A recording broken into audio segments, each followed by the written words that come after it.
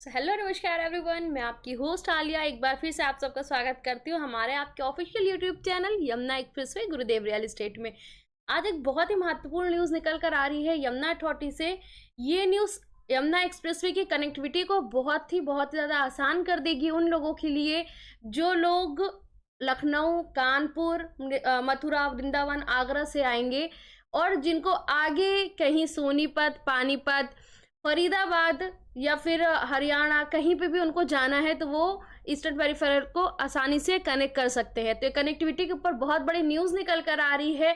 Eastern peripheral expressway और Yamuna expressway का जो इंटरचेंज का काम रुक गया था अथॉरिटी पे, अब वो फिर से स्टार्ट हो रहा है। उस पर बहुत तेजी से आगे अब काम होने को है। बेसिकली ये जो प्रोजेक्ट था इसे 18 महीनों के अंदर कंप्लीट करना था, बट फार्मर्स के जो इशू चल रहा था 64% मुआवजे का, उसकी वजह से इसमें डिले हो गया, काम रुक गया। बट अब किसानों का और अथॉरिटी का आपस में सहमति हो गया है। इनकी आपस का जो निष्कर्ष निकल के आ रहा है, किस बात पे सहमति हुई है, किस वजह से किसान माने हैं, वो सारी न्यूज़ हम इस वीडियो में देखेंगे। तो वीडियो को एंड तक देखिए, बहुत इन्फॉर्मेटिव वीडियो होने वाली है आप सबके लिए। वीडियो स्टार्ट करते हैं।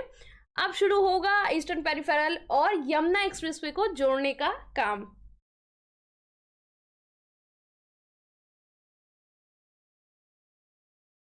ईस्टर्न पेरिफेरल एक्सप्रेसवे और यमुना एक्सप्रेसवे को जोड़ने के लिए इंटरचेंज निर्माण का काम जल्द शुरू हो जाएगा।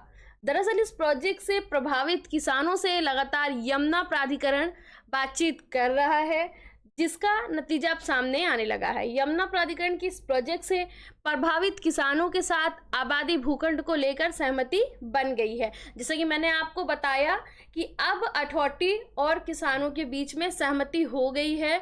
इन्होंने मतलब एक तरह से जो बैरियर लगाया हुआ था, जो काम आगे नहीं होने दे रहे थे, अब वो चीज़ पूरी तरह से खत्म हो चुकी है। तो बहुत जल्दी इसका निर्माण मौके पे होना शुरू हो जाएगा। अब किसानों को एक्सप्रेसवे के बेहद नज़दीक आबादी भूखंड आवंटित करेगा अथॉरिटी। तो बेसिकली जो सहमति बनी है वो बनी है इस बिहाफ पे कि एक्सप्रेसवे के बहुत ही नज़दीक में जो 7% किसान कोटा आबादी प्लॉट्स होते हैं जो किसानों को मुआवजे में दिए जाएंगे, वो बिल्कुल एक्सप्रेसवे के पास लगा के अथॉरिटी अलॉट करेगा। तो इसके बिहाफ पे उन्होंने मंजूरी दी है इस काम को आगे बढ़ने की। इसके लिए जमीन चिन्हित कर ली गई है। यमुना एक्सप्रेसवे और ईस्टर्न पेरिफेरल एक्सप्रेसवे को जोड़ने के लिए क्षेत्र के जगनपुर और अफजलपुर गांव के नजदीक इंटरचेंज बनाया जाएगा। जो मेन लोकेशन है इंटरचेंज बनाने की वो ये दो गांव हैं जिनके बीच में ये इंटरचेंज तैयार किया जा रहा है। 18 महीनों में होना था काम पूरा, लेकिन किसानों की वजह से अटका।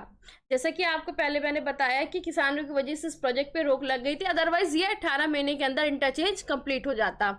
यमुना प्राधिकरण के अधिकारियों ने बताया कि इस प्रोजेक्ट को बनाने के लिए 76 करोड़ रुपए खर्च होने थे। इसका टेंडर देवयश कंपनी को मिला था। करीब 18 महीने में यह प्रोजेक्ट बनाकर देना था, लेकिन किसानों ने निर्माण शुरू नहीं होने दिया। बताया जा रहा है कि जमीन पर पहले से ही प्राधिकरण का कब्जा है, लेकिन किसानों को 64% अतिरिक्त मुआवजा नहीं मिला है। अतिरिक्त मुआवजा नहीं मिलने से इंटरचेंज का काम अटका हुआ था। अतिरिक्त मुआवजा का मामला सुप्रीम कोर्ट में अभी चल रहा है, जैसा कि हम सब जानते हैं। और बताया जा रहा है कि अब किसानों और प्राधिकरण के बीच काफ़ी मुद्दों पर सहमति बन गई है, तो इसलिए अब इसका काम शुरू हो जाएगा काफ़ी जल्दी। किसानों और प्राधिकरण के बीच सहमति। बताया जा रहा है कि अब प्राधिकरण ने किसानों की मांग पर सहमति जताते हुए एक्सप्रेसवे के नज़दीक 7% आबादी भूखंड देगा। इसके एवज में किसानों ने इंटरचेंज का काम शुरू कराने पर स्वीकृति दे दी है। प्राधिकरण ने 350 किसानों को 7% आबादी भूखंड के लिए 77 हेक्टेयर जमीन को चिन्हित कर ली है। तो मान तो गए हैं किसान। मानने के पीछे जो उनका रीज़न था, जो उनको जो अथॉरिटी की तरफ से सहूलियत दी गई है, वो है 7% किसान कोटा आबादी लैंड, जो कि आने वाले समय में हम लोगों को देखने को मिलेगी। जो किसान को अथॉरिटी अलॉट करेगी उसके लिए लैंड भी अथॉरिटी ने चिन्हित कर लिया है, कहाँ पे किस लोकेशन पे उनको ये 7% वाले एरिया में जो प्लॉट लगा के देना है उसके लिए। यूपी हरियाणा के बीच राह आसान होगी।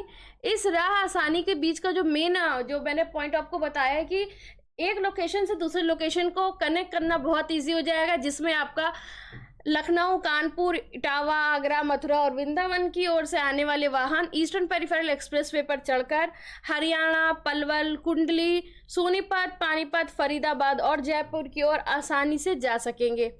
इसी तरह ईस्टर्न पेरिफेरल का ट्रैफिक यमुना एक्सप्रेसवे का इस्तेमाल कर सकेगा।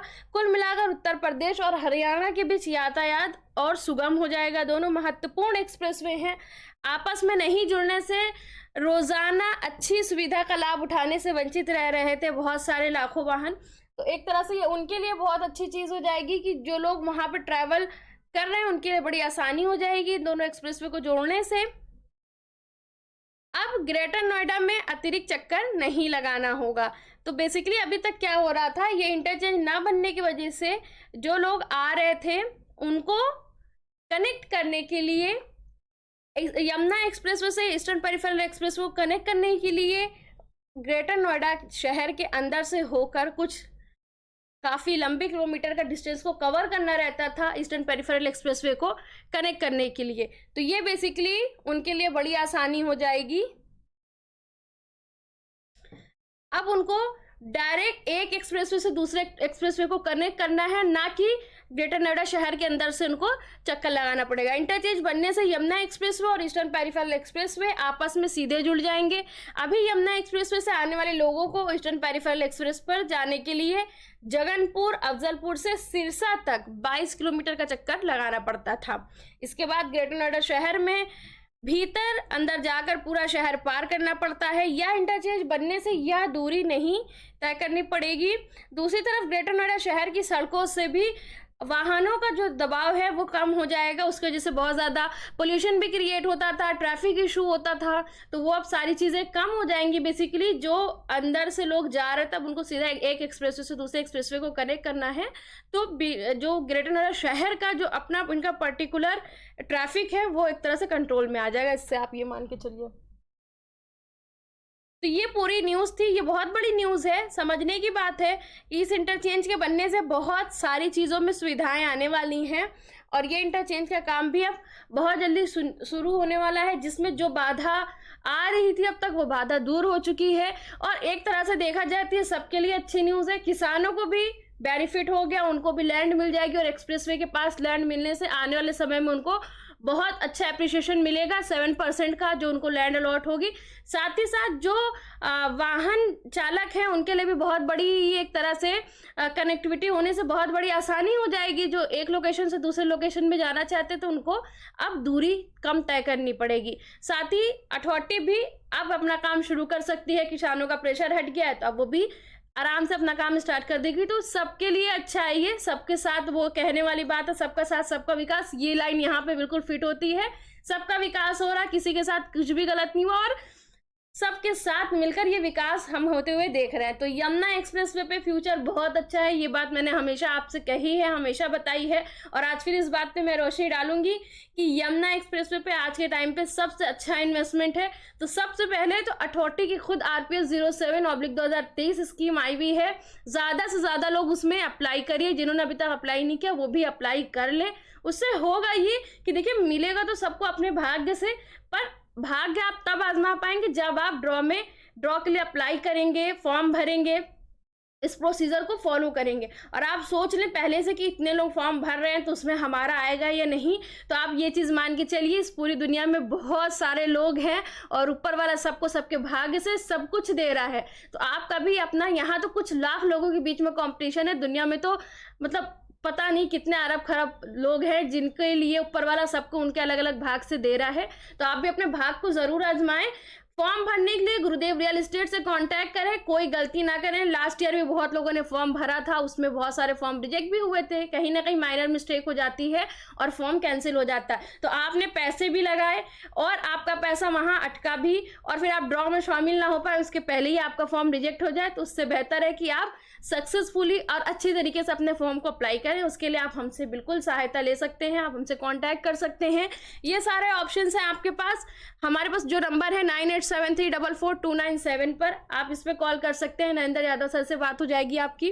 9667519002। ये number mister Kapil Yadav sir का है, आप उनसे कांटेक्ट कर सकते हैं। साथ ही 9958548641 ये नंबर मेरा है। अगर इन दो नंबर पे बात नहीं होती तो आप इस पे कॉल कर लीजिए। इनफैक्ट किसी भी नंबर पे एक नंबर पे बात नहीं होती है तो आप इन नंबर्स को दूसरे नंबर के साथ ट्राई करिए और उन पे कॉल करके आप अपना जो भी डाउट है, जो भी क्वेरी है उसको क्लियर करिए। फॉर्म अप्लाई करने के लिए बात करिए और ज़्यादा से ज़्यादा फॉर्म अप्लाई करिए। हर कोई अपना अलग पर्टिकुलर भाग लेके बैठा हुआ है तो नहीं पता कि किसके नसीब से यहाँ पे निकल जाए। और अब तो ये एक ऑप्शन हो गया आपका स्कीम का। अब बात आती है कि स्कीम में ना निकलने से, या फिर कुछ लोग ऐसे जो स्कीम में अप्लाई नहीं कर रहे हैं, तो आप सीधा रिसेल में अप्लाई करिए। मेरा मतलब रिसेल में ट्राई करिए और रिसेल में ट्राई करके जो भी परचेजिंग करना चाहते हो वो ये टाइम बहुत बेस्ट चल रहा है। अभी आपको बहुत अच्छे रेट पे चीज़ें मिल जाएंगी। जैसे हम इस साल के आखिर तक जाएंगे यहाँ पे रेट बढ़ जाएगा।